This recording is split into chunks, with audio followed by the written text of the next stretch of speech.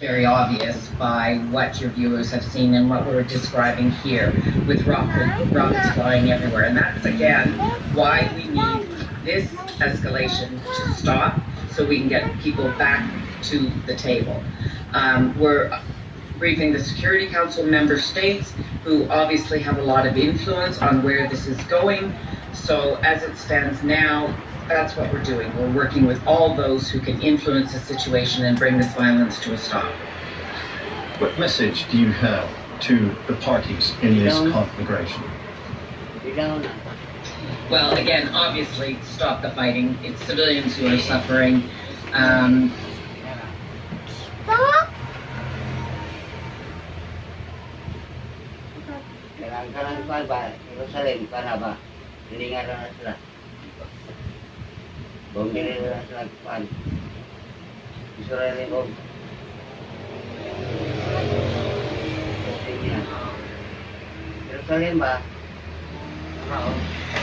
Hi, I'm John Green. This is Crash Course World History, and today we're going to talk about Israel and Palestine, hopefully without a flame war. Yeah, big ask, Mr. Green. I mean, that fight goes back thousands and thousands of years. Except thousands of years ago, there wasn't an Islam yet, so yeah, no. Also, let me submit that very little of this conflict between Israel and Palestine over the last several decades has been about, theological differences between Islam. No one's arguing about whether the most important prophets descended from Abraham's son Isaac or his son Ishmael, right? It's not about whether to fast during Yom Kippur or Ramadan. It's about land. Portraying the conflict as eternal or as religious makes it feel intractable in a way that, frankly, it isn't. So instead, let's begin, as most historians do, in the late 19th century. And instead of talking about religion, let's follow the lead of historians like James Gelvin and discuss competing nationalisms.